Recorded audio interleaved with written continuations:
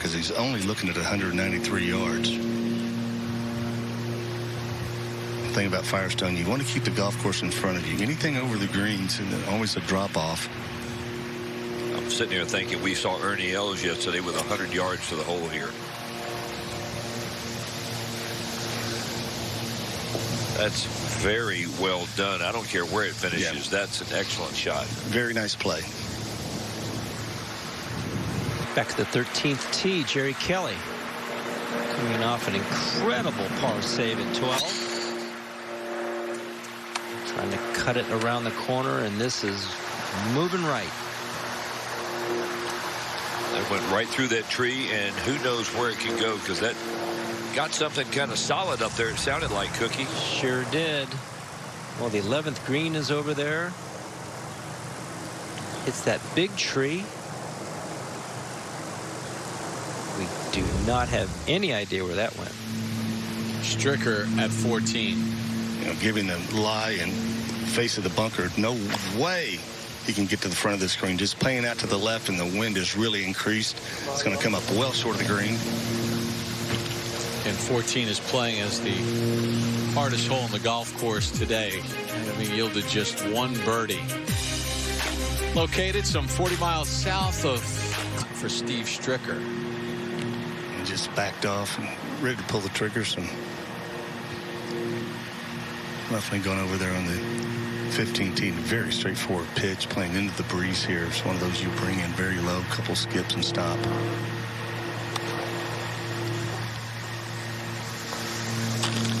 Oh, or hit the pin. A little unlucky there too. That ball potentially could come off the front edge of the green. I was surprised how high he brought that in, Billy Ray. It took a high and carried it a long way. Actually hits the flagstick on the first bounce. If it was going to spin, it might have stopped, but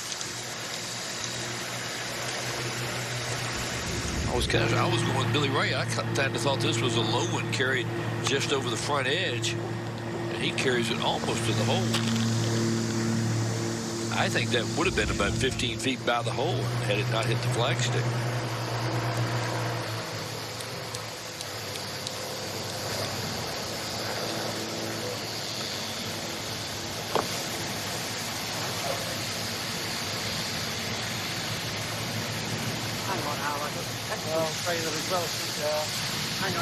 Monty just waiting here. There's a 18-wheeler just to the right of the green, carrying some supplies, so he's going to wait for that. That'll win the battle every time, the 18-wheeler.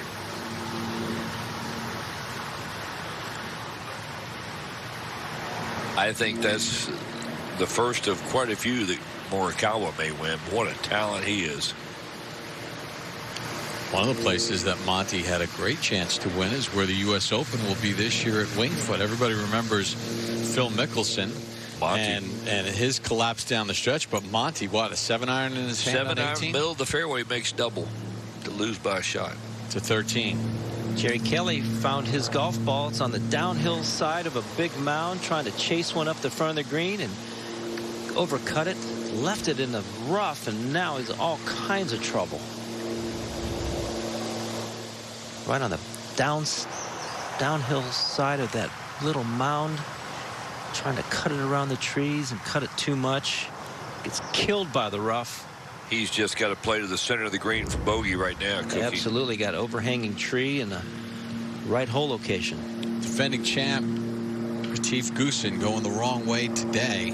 5 over on his round, but good look at birdie here at 14. Good chance here because he hit the longest drive of the day, 313 yards off the tee, and only had a wedge in, but it's been that kind of day there. Again, only one birdie today at 14. As of now, it's playing as the hardest hole in the golf venue. Playing host to the Bridgestone Senior Players. Now Stricker for par. Back up the hill. Slope, yeah, Lanny. Looked like he had to go a little left to right, and it did. He started it about straight left center and broke completely out of the hole. 14 claims another victim, and 13 has claimed many more, John Cook. And for Jerry Kelly to get out of this with par, he's going to have to do something miraculous. Cannot shoot it, though. Hole location has to go left. Try to chase it and run it up the front part of the green. That needs to get up. That needs to get up.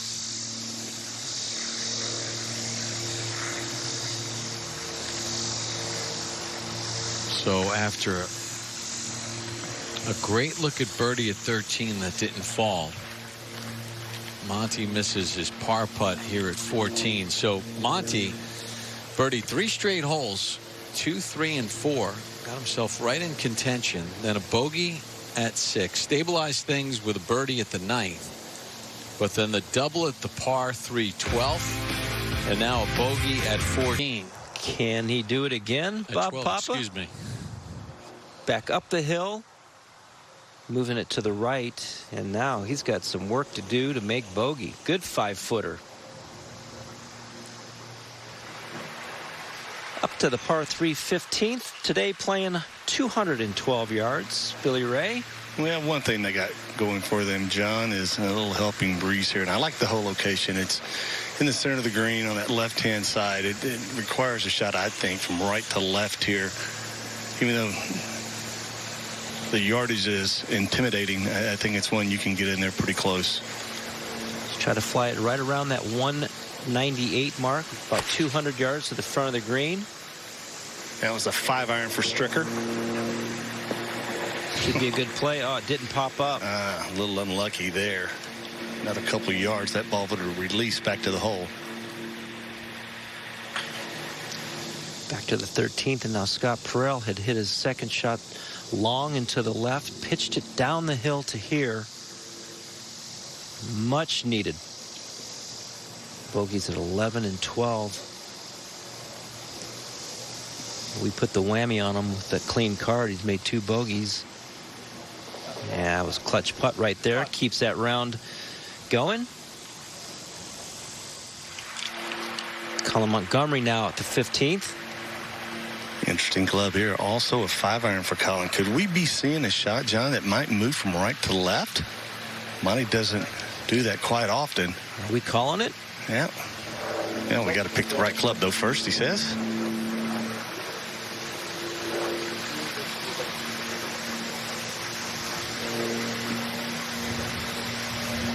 Hole location, like Billy Ray said, middle of the green, shaded to the left. I think we might see it here. I think we might see a little shot go from right to left for Colin. Well, the wind is blowing a little right to left. Yeah. A little bit of help. He is lined up to the right. He is trying to swoop one in there. To bring it in from right to left. A good-looking shot here, too, if it releases back there. Wonderful golf shot, Colin Montgomery. That's how it's done? Yeah.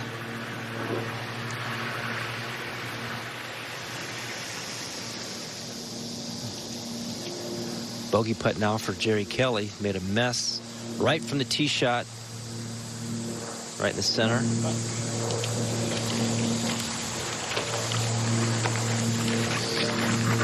Yep.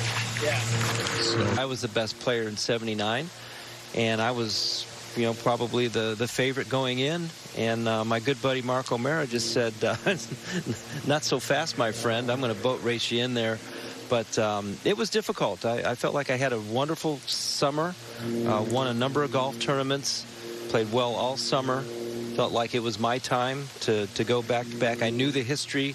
It had not been successfully defended since the 50s and Lawson Little. So it was interesting. I had a long week. I played some very tough opponents. Robert Wren, Wayne Player, Lenny Clements, and I went 26 holes. Then I played Gary Hallberg in the afternoon. So, I mean, there was some real talent on that side of the draw. I felt like I had a good chance on Sunday, or the final round, but Mark O'Mara was just at his best. Jerry Kelly on the tee at 14. Lanny, 50 years ago at Waverly Country Club in Portland, Oregon, in stroke play, you won the 1970 U.S. Amateur. How difficult was that, especially, you know, growing up where you grew up in Virginia and now you're playing out in Oregon? I always felt it was lucky being in Virginia because I played on all kinds of grasses. We had, you know, the very first hole of the club I grew up, I had every kind of grass from bent, Bermuda, and crabgrass and clover. So I'd played on everything growing up. I was in that transition area, so it was never a big adjustment for me to go south or west. And I'd had, like Cookie, I'd had an excellent summer. Won the Western, the Southern, Virginia State Amateur, runner-up at NCAA. But it was I was probably the favorite going into Waverly. Tom Kite had played really, really well all summer, and I was able to edge him out by a shot to win. Billy Ray, you know, you talk about the U.S. Amateur. I mean, you were, as a freshman, a rare freshman to win the NCAA individual. And then at the University of Houston, you won 3 team championships, but you never even got to the match play component. Talk about how difficult the U.S. Amateur really is. Well, it's very difficult. One, it's a taxing week for sure, but also the magnitude. You know, I had some success and been playing well, but when you tag it with the USGA event, especially the U.S. Amateur, there's a lot of pressure, and I don't think I really responded very well from there. As you said, never made the match play at all, so I never contended, and that's something that I look back through time that I wish I had an opportunity to advance in one of the USGA events. Obviously, it is such a story. Too, didn't you? You know what? I never qualified. It was kind of like Billy Ray. I was the junior world champion and California junior champion, and for some reason I would get to that U.S. junior qualifier, and I couldn't get through it. It was hard to qualify. I know in the state of Virginia, we only had 1 spot for the entire state to qualify. Yeah, I think for we the had USGA 4. junior. We had 4 in Southern California, and there was a lot of kids coming out of there, a lot of good players, and I just never got into the field. Nice clutch birdie by Monty over there at 15 as Steve Stricker tapping in for his par. And yeah, you know, John Cook, you think about that considering the fact that you hit your very deservedly so. He's been a great friend of mine since we were Southern California kids. 12, 13 years old. And you know what was interesting, Lanny and Bob and Billy Ray, is that we weren't the best juniors in, you know, early on in Southern California. We were good, but there was a lot of great junior players at that time. So I'm happy for him. Obviously not playing those as well as he would like to this week, but great old friend of mine. Retief Goosen on the tee at 16. Retief Goosen hitting his 62nd shot on the tee here This at one 16. hit it right, Bob. Considering he shot 62 in the second round last year. Welcome to Firestone. Yeah. And, you know, when you think about the PGA Tour champions and even the PGA Tour, you know, guys take advantage of the par 5s, right? That's where you've got to take advantage of it with length and everything else. As of today, for today's round, second round, the par 5 16th is currently playing as the hardest hole on the golf course with a stroke average of 5.474. And that never happens on any of our tours, that a par 5 is the toughest. But this is a legitimate 5-shot hole. You've got to hit it right down the fairway, number 1, tough layup, then a very difficult third. I mean, you hit it where Goosen did off the tee, and it's probably pitch out and over 200 yards over water left for his third. And you see that slope in the fairway. We saw it yesterday with our featured groups. 3 perfect tee shots with the couples group, and they all wound up within about 3 feet of each other in that first cut down the left-hand side.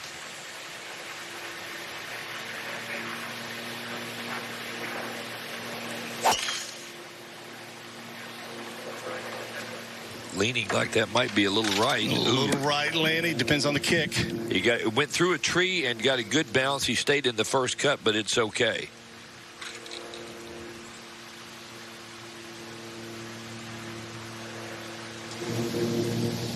Over at 14, second shot for Jerry Kelly.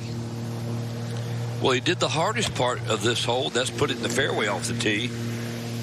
Doesn't like the second. He's leaning and arms flailing. But it's not bad. He's got a look. Lengthy birdie attempt at 14.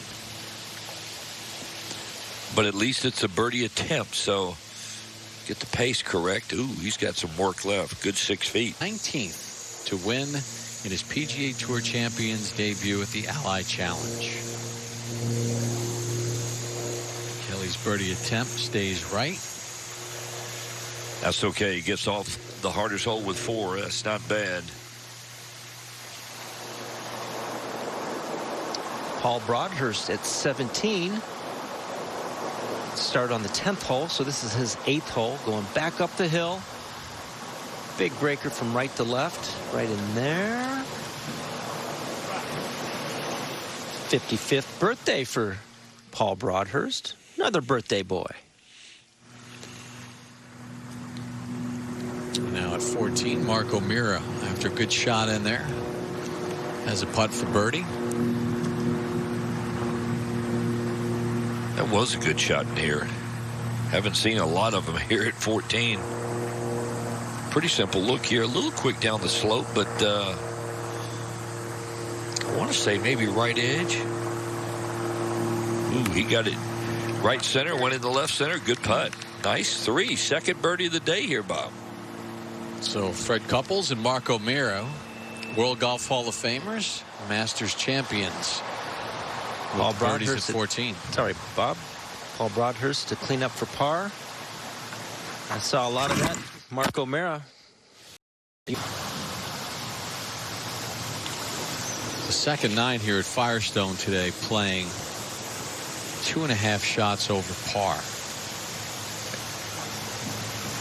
This golf course just does not let up. I mean, once you're past the first 2 holes and then maybe 10, 11 on the second 9, it's all the golf you would ever want. Hang on. Jerry Kelly at 2 under. Now with a 2-shot lead, the only player in red figures here at the Bridgestone Senior Players Championship from Akron.